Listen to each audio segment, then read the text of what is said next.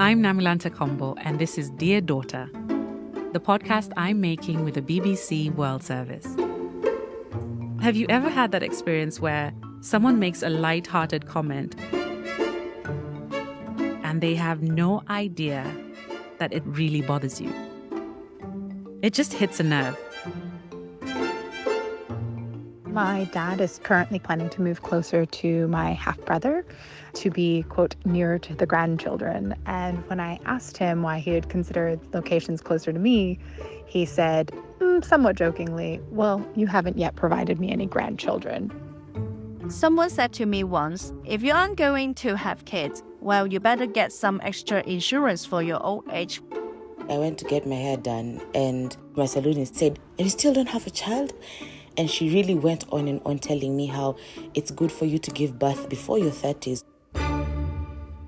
It does seem like choosing not to have children is almost inconceivable, and you do feel the pressure.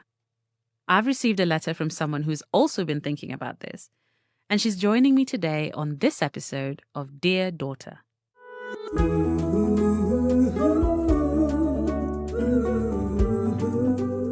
Dear daughter. Dear daughter. My dear daughter. Dear daughter. I'm collecting letters of advice for daughters everywhere. A sort of audio handbook to life. Episode 3. Kids, no pressure. We've had so many lovely letters from our dedicated listeners. Today, we share one from Simone in Mozambique. It's a wonderful, wonderful place to live. It has the most beautiful beaches and the most amazing food.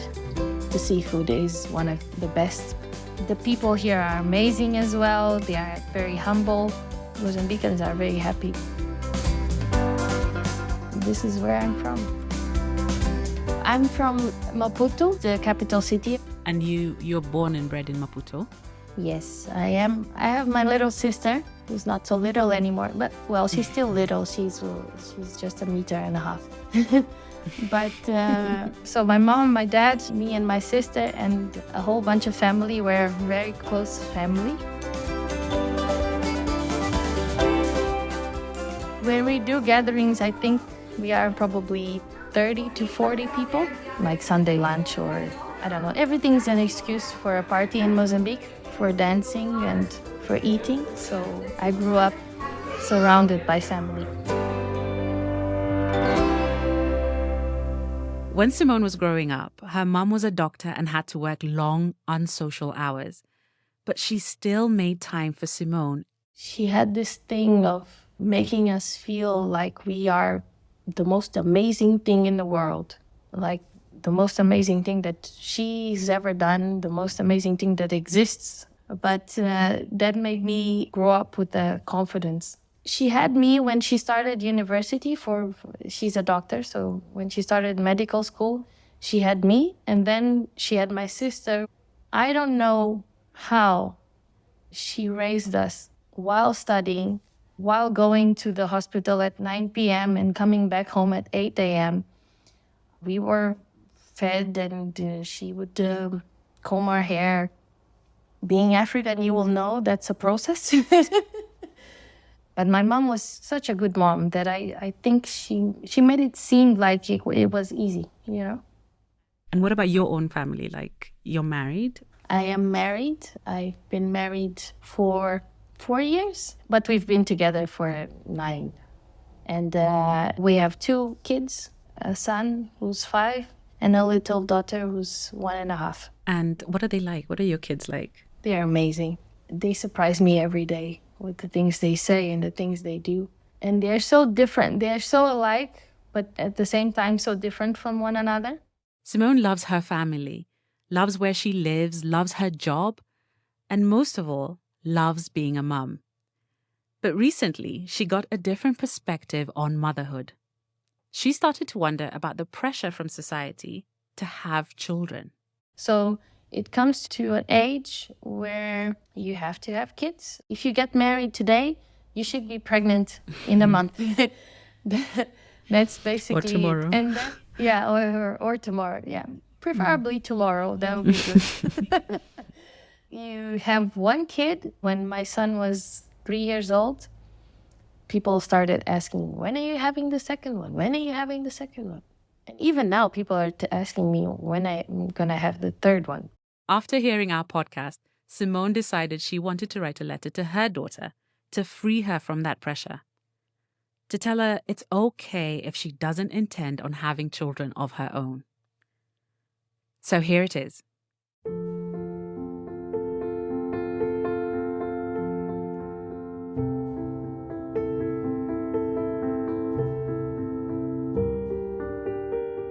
Dear daughter, I've always known that I would become a mother. I was sure that I would be a good one and it would come easy for me. I guess I was so sure because your grandmother was such a good mom. I never felt alone or unloved, even when she was away. You could say she's the perfect example of a good mother, even with her flaws. Trust me, she has as many or more than I do. Don't tell her that. When I was young, people would tell me how a wonderful mom I would be, because of the way that they saw how I took care of my baby sister. They would also tell me I would know the hardship children cause to their parents when I have my own. So really, I don't know when this idea that I needed to be a mother started, or even if it was my own idea, because it was always expected of me to have you one day. Don't get me wrong, I had a wonderful childhood, the most amazing parents. I married my best friend, and you came to our lives when we wanted. I'm so blessed to have you both. Still in my womb, your brother taught me things I never thought I needed to know. Then you came along and taught me that I didn't know enough. So this is not as easy as I thought. Becoming a mother is a very personal thing. You are still so young, and I hear the same things said to you as they were said to me. So I'm writing this letter to tell you that I want you to be free from this pressure. Be free to make your own decision. You don't need to be a mother if you don't want to. And also, if you choose motherhood, remember that becoming a mother comes in many forms, so it's okay to seek other ways of having a child. The world will be okay with what you choose, and your father and I will always have your back. Love always. Tua mamã.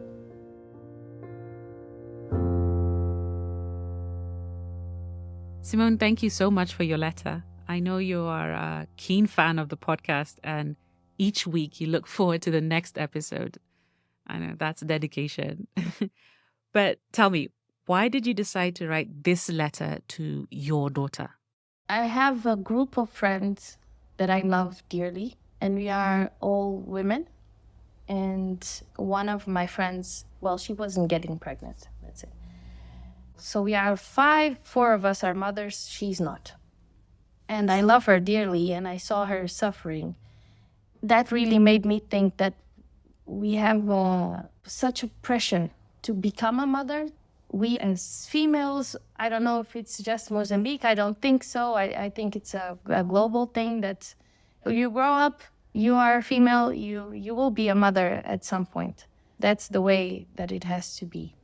And I saw that pressure, and I wanted to basically take that away from my daughter and my son as well, but mainly my daughter, saying that it's okay if you don't want to be, and if you want to be, then there's other ways of having a child. And in your letter, you're telling your daughter that she doesn't have to have children if she doesn't want to. Yeah, because you get to an age where people start telling you, oh, when you have kids, oh, when I have a grandchild, when it's my time. It's not from a place of malice or about you, it's about themselves. I want to be a grandmother, then I want you to provide me that. And I don't want to be like that. I don't want to be that person. Hopefully I will remember this when the time comes, but That's basically why I wrote the letter, because I don't want her to feel that pressure from me. And I know you wrote in the letter that you had an amazing mom who was very present, and you learnt a lot from, watching her be a mom. But do you remember feeling the pressure to become a mom? Pressure as opposed to just automatically feeling like it's something you need to do? Yeah. I saw that pressure on my friends. For me, it was always like, it's going to happen. Mm-hmm. I don't know what degree I want to take or what food I want to eat, but I know I'll be a mom one day.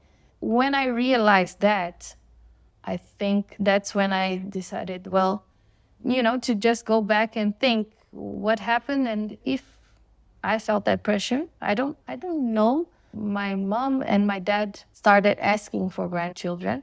I was already with my husband and boyfriend living together for, 5 years or so. And then they started, getting worried. Like, Dropping the hints. What's happening? Yep, dropping the hints. Just the subtle hints. But I don't remember feeling like that pressure, because I knew I wanted to be, Okay. But my mom was such a good mom that I think she made it seem like it was easy,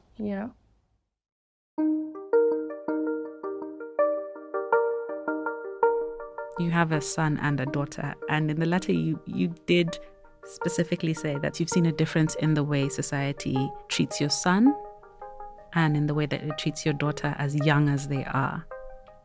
So what are those differences that you've already seen at such a young age? They're both under 5. But what have you noticed? It's amazing to me that people look at a baby and say, oh, when she gives you grandkids, you will know. They don't say that to my son from him. With him, it's just, he's going to be a stud, or he's going to do whatever he wants, or, she's so young and she has this role to play in society. And he's so young and he's free to choose whatever he wants, Yeah.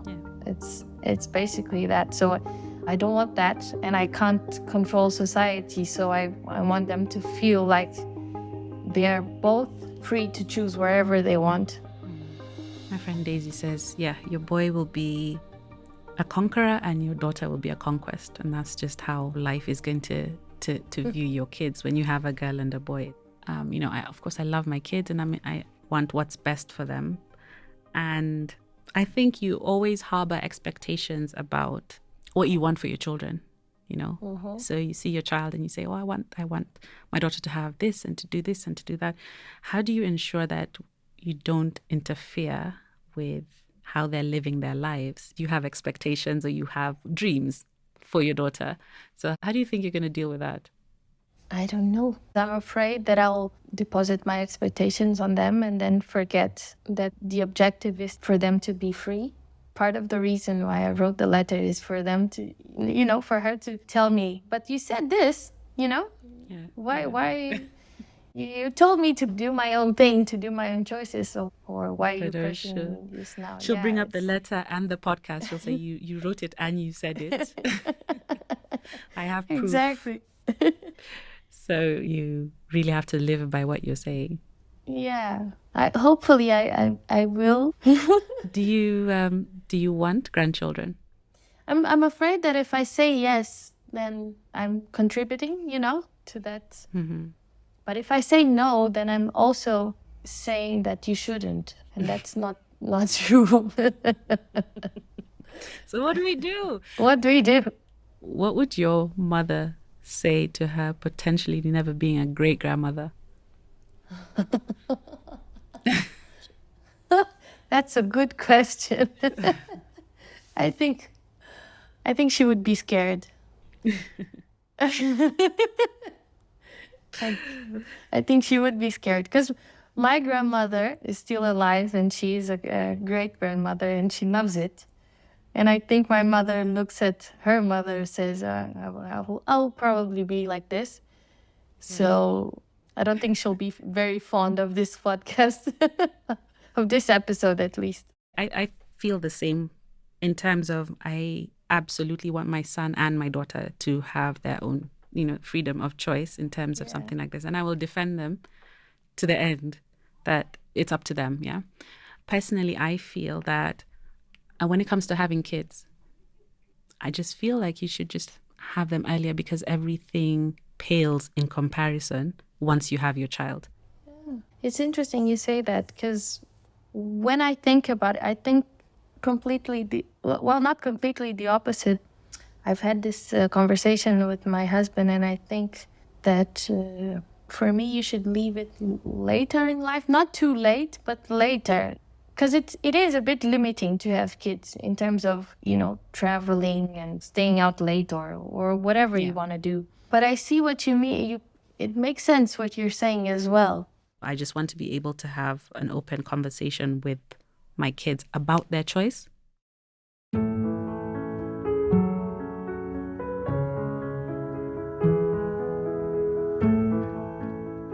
You mentioned at the end of the letter that, there are very many different ways of being a mother or a parent, like adoption, for example. How do you feel about that? I grew up with that idea that your child is your own because it came from you. Is it really? There's so many kids without parents in this world. There are so many other ways. I don't know, in my generation, I feel like there's more and more people with issues of getting pregnant. You're adding this other thing that, oh no, it must come from you. It must come from your womb. No, just be free, open your mind. Being a parent is more about love than genetics, I think. It's about wanting to give a good life and to give love, for that child. So I think we all as a society would need to welcome more those types of things, adoption, IVF, surrogate mothers, I don't know. All of that.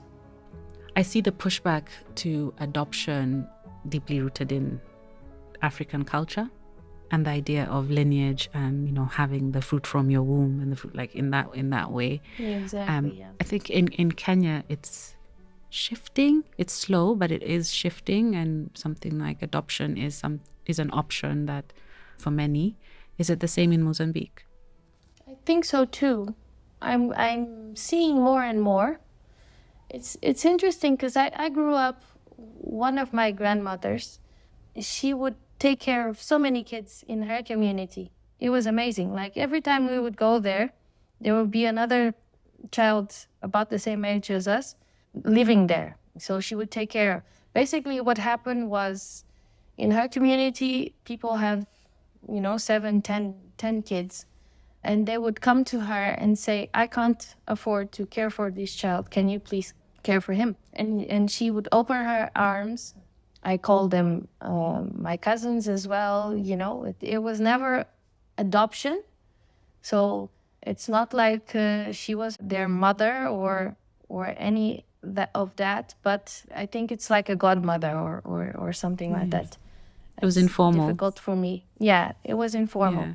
So that's okay. But then when you talk about adoption, when you talk about going through that process, then it becomes, oh, but he's not going to feel included, or oh, are you sure you want to do it? Or, So I feel like there is, in Mozambique, you see in many communities people that adopt like that, They take care of other people's children, but they're not their own. But then really going through the process and giving them your name or things like that, then that's not okay.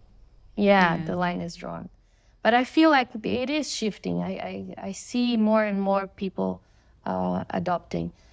And you want that as an option for your daughter, whether she chooses to have the children, you want her to be aware. And yeah, I want them both to know that it's okay, whatever you choose. So I think in terms of adoption in Africa, my opinion is that we've been doing it for so long in an informal way. So the community has been raising each other's children because somebody has to work or someone has passed away or because somebody needs to go to school and, the child moves to a different town. So there's always been these arrangements or guardianship of children. Exactly. Without the legal aspect of adoption. Now, I'm not sure why it frightens or why it is not more common. It might just be that, like here in Kenya, the laws are still changing. It might just be that in terms of different laws, adoption laws being introduced to protect the child and to protect the people that want to adopt. So I'm not sure why it's taken so long to catch on in terms of the formal adoption. Simone, was adoption an option for you before you had kids and even now? Now, not right. No, I don't want to have more than two. It's two is a handful. But before, yes, for me it was, but for my partner, I know that it wasn't. We never really talked about this, but I know that for him it would be difficult. I'm not sure why, and I don't think he knows why exactly, but I think it would be difficult for him to accept someone that is not his blood as his own child, because I love him so much and I want to be with him. If we weren't able to have kids, we probably wouldn't have kids, and that's it. For me, we definitely talked about adopting, and my husband was definitely of the opinion that, we should try and have children and adopt, because he was like you, thinking, there's so many children that don't have parents and don't have homes. So he has always, like since he was younger, wanted to adopt. I feel the same way. I feel that I would be completely open to adopting. Again, I'm like you, thinking, 2 kids. I don't know about a third, fourth. I don't know. I don't know, but maybe my son's too young. I'm still in the trauma stage of like... No. I'm also still in the trauma stage, and I don't want more. And that's it. 2 is enough. But now I look Bring at me babies and nieces. I'm thinking twice. So I feel like there might be room for me to... I could be swayed. So I'd definitely be open to it. If we choose to have more children, it would definitely be one of the options we'd look into.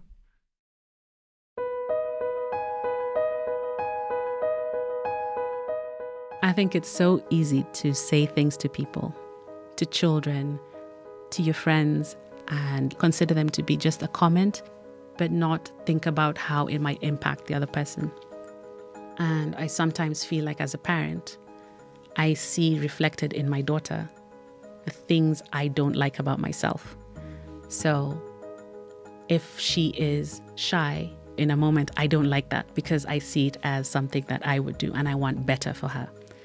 So I really have to try to find a way to make sure that I do not put pressure on my children, on my daughter in any way, whatever decisions she makes and how she develops as a person. I will be there to love her and support her. From having this conversation with Simone, it's just made me feel stronger about wanting to do that for her. And I'm so glad that Simone is doing this from such an early age. Her child's only young, but she's thinking about her and any pressure she might feel to have a baby. And, it could be any reason why you choose not to have kids. It could be infertility issues. It could be baby loss. It could be not wanting children. But at the end of the day, it's none of our business. So let's just stick to that and make sure we're a bit more considerate in the things that we say to people and how we say it.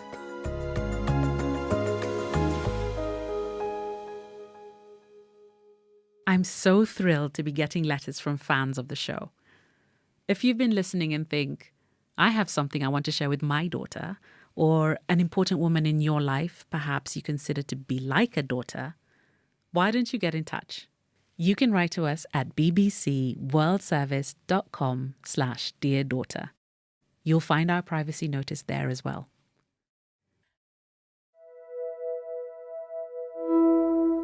Dear Daughter is presented by me, Namulanta Kombo, and produced by me and Maggie Karanja with support from Lucy Burns. The series producer is Charlotte MacDonald. The editor is Claire Fordham. Mixed by Neil Churchill. Theme music composed by Justin Nichols. Prabjit Bains is the BBC World Service podcast producer, and John Manell is the podcast commissioning editor. See you next time.